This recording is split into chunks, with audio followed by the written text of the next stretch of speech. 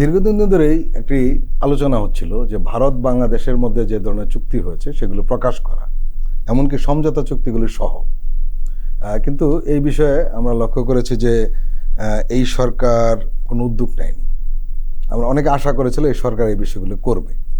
এই প্রসঙ্গে কিন্তু এটা প্রশ্ন করা হয়েছিল পররাষ্ট্র মন্ত্রণালয়ের যিনি মুখপাত্র মোহাম্মদ রফিকুল আলমকে।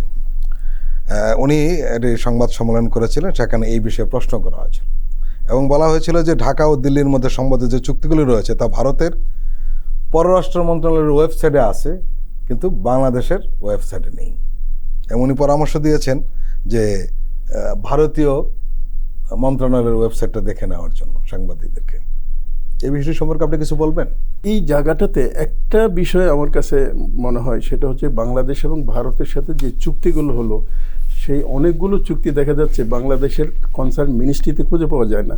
যেমন আদানির সাথে যে বিদ্যুৎ চুক্তি, এটা বাংলাদেশ সরকারের কাছে যে চুক্তি আছে এবং তারা যে দাবি করছে, এই দুইটার মধ্যে মিলছে না। তার মানে হচ্ছে কি এখানে হয়তো কোনো একটা ফাঁক আছে, এটা সরকারেই খুব ভালো বলতে পারবে।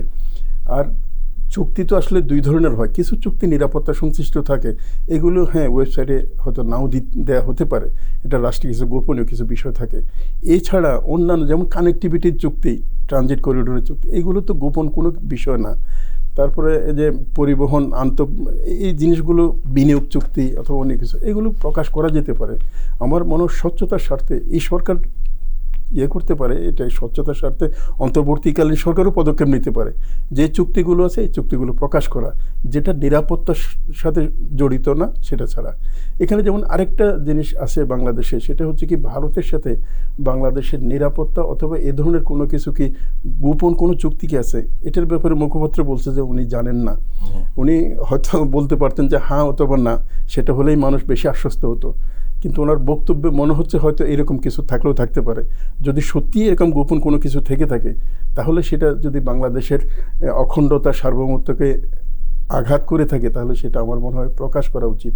যেমন 7 দফা গোপন চুক্তি একসময় আমরা শুনতাম, কিন্তু এটা প্রকাশ্যে আমরা দেখতে পেতাম না। এখন বিভিন্ন বইয়ের মধ্যে কিন্তু সেই 7 দফার বিবরণটা আছে। সেই 7 দফা যদি আসলে বাস্তবায়ন হতো বাংলাদেশে, তাহলে বাংলাদেশের স্বাধীন কোনো অস্তিত্ব থাকতো না। তো এইরকম কোনো চুক্তি যদি কোনো সরকার কোনো রাজনৈতিক কারণে করে থাকে, এটা অবশ্যই জনগণের জানার অধিকার আছে।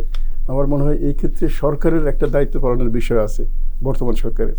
আজাদ মজুমদার, আসলে এই বিষয়টি নিয়ে অনেক দিন ধরে আলোচনা হচ্ছে, তো আমরা সেই কারণে এই প্রসঙ্গটি উঠালাম। এই চুক্তিগুলো আসলে মানুষ জানতে চায়, কারণ এমন এমন চুক্তি করেছে যতটুকু জানা যায় সেটা আসলে আত্মঘাতী। একটা স্বাধীন সার্বভৌম দেশ অন্য দেশের সঙ্গে এই ধরনের চুক্তি করতে পারে না। পররাষ্ট্র মন্ত্রণালয় আসলে কি করছে? আগে সরকার যেটা করেছে, কিন্তু এই গত 5.5 মাসে সরকার এই বিষয়গুলো কেন সামনে আনছে না? এমনকি শুধু ভারতের সঙ্গে চুক্তিগুলোর কোনো ওয়েবসাইটে নেই তা নয়, শুধু পৃথিবীর কোনো দেশের কোনো চুক্তি কিন্তু ওয়েবসাইটে নেই আমাদের এখানে। এটা অদ্ভুত ব্যাপার, কিন্তু সারা পৃথিবী কিন্তু থাকে।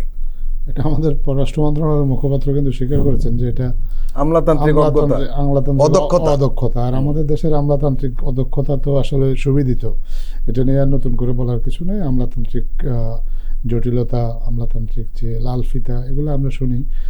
অদক্ষতাটা এখন যেভাবে আলোচনায় আসছে যে আমলাতান্ত্রিক আপনার ফেসিবাদের দোসর, কেন তাকে সরানো হচ্ছে না, এই বিষয়গুলো নিয়ে অনেক আলোচনা হয়, কিন্তু আমলাতন্ত্রের যে দক্ষতা, এই দক্ষতাগুলো নিয়ে আলোচনা কম হয়।